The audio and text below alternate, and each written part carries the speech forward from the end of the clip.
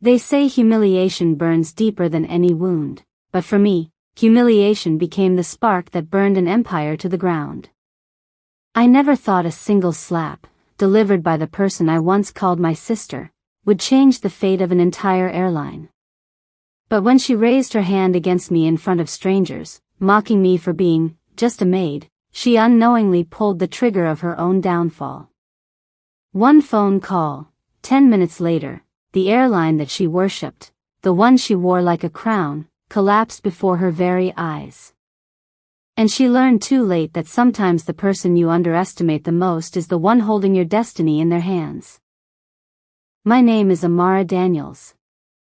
I grew up in a modest neighborhood where dreams were often limited by reality. My father, a schoolteacher, came home each day with chalk-stained hands and a tired smile, while my mother bent over sewing machines until her fingers were raw. We weren't wealthy, but we were proud. I had an older sister, Vivian Daniels. She was the family's jewel, tall, elegant, with a beauty that made heads turn.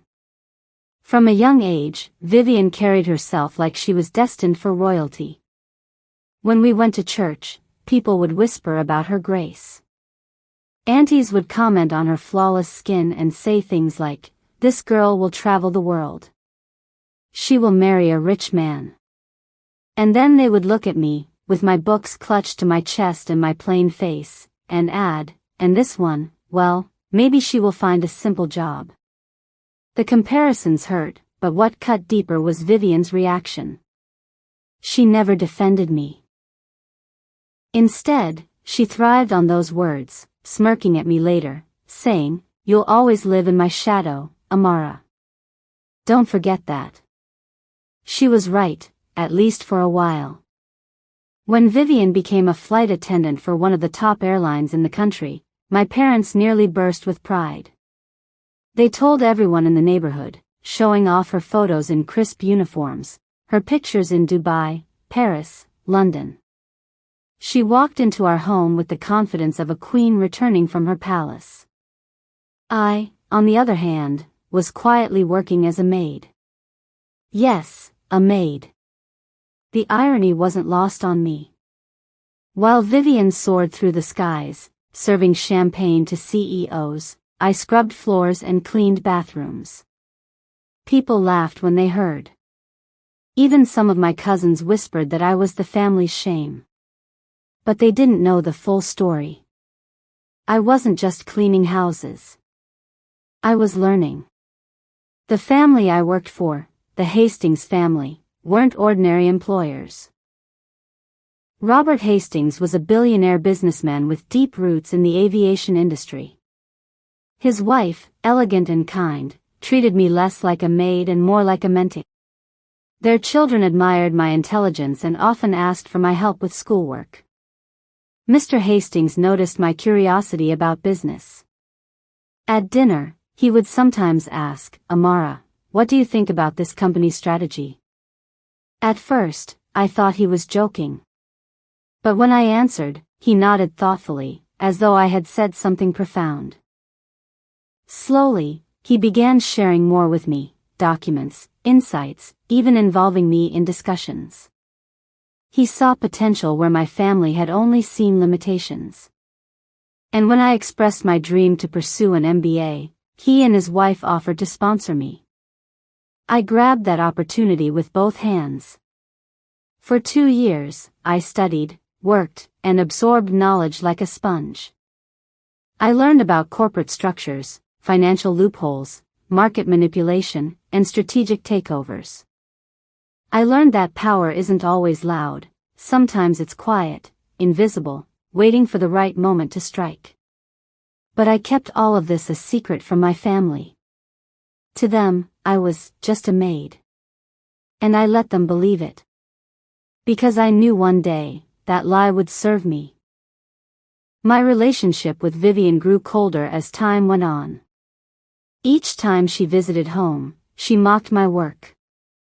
"Amara, how many toilets did you scrub this week?" she would say with a laugh. Or, "You should polish your hands properly. No man wants a wife with rough skin."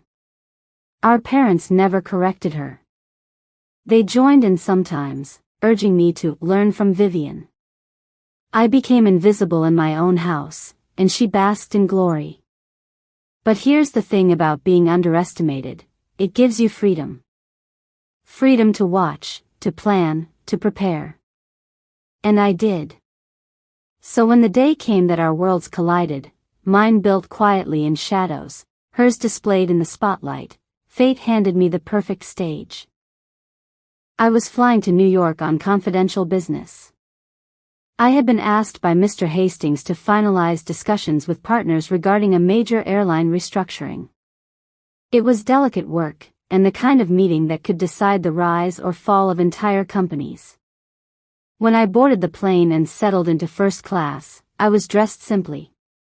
No flashy designer clothes, no jewelry that screamed wealth. I preferred blending in.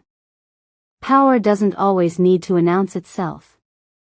As I arranged my documents, I heard a familiar voice. Amara? I turned, and my heart skipped. Vivian stood there in her navy blue uniform, her hair slicked back, her lips painted red. Her eyes widened when she saw me reclining in first class. What are you doing here? She asked sharply. I'm flying to New York, I replied evenly. In first class?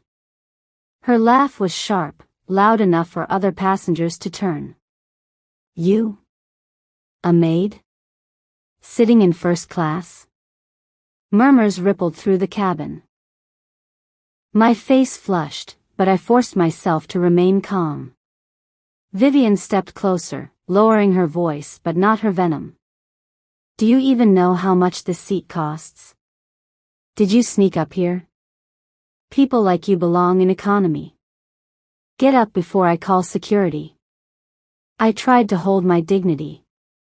Vivian, But she cut me off with a sneer. Don't embarrass yourself. You clean houses for a living. You don't belong here.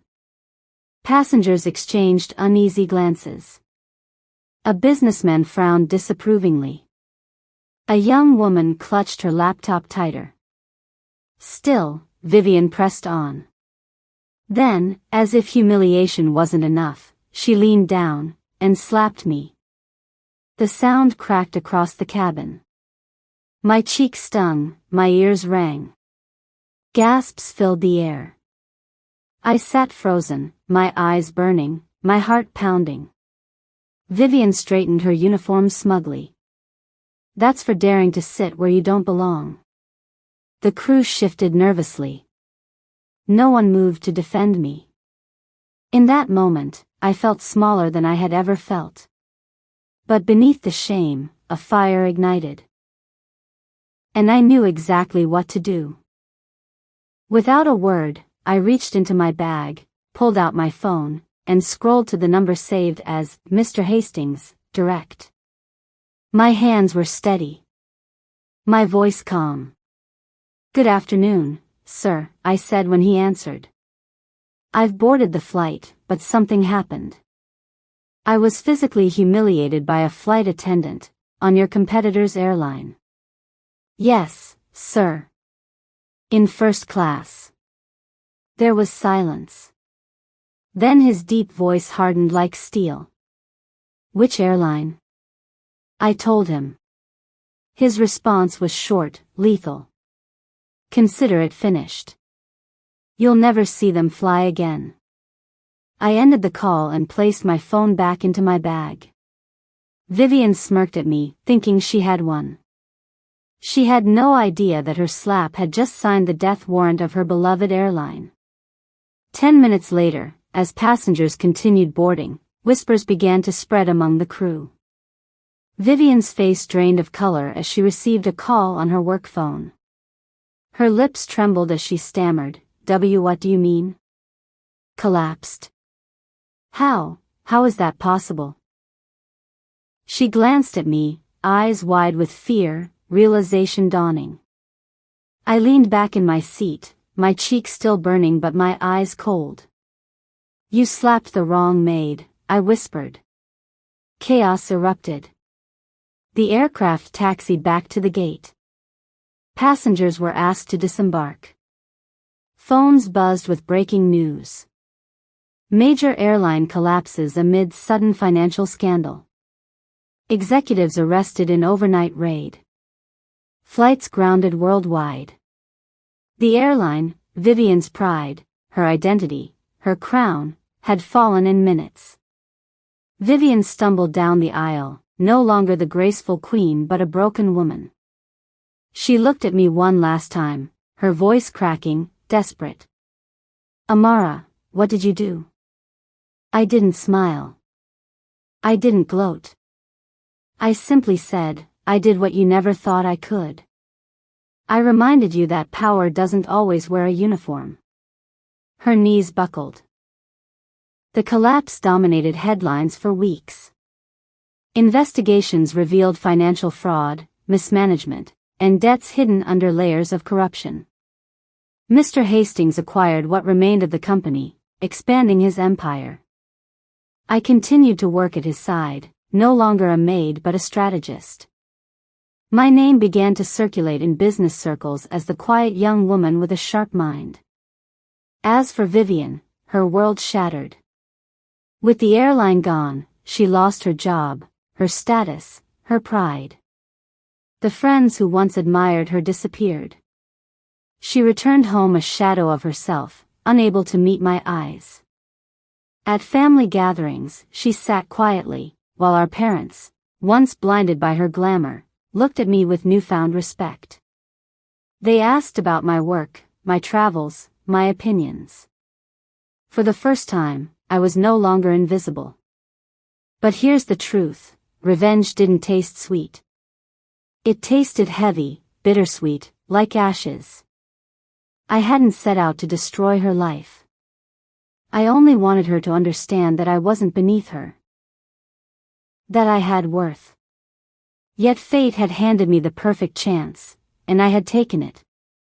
Now, when people ask me why I don't flaunt my wealth, why I dress simply, why I sit quietly instead of bragging, I tell them this. Power doesn't need to shout. Sometimes, it just makes one phone call.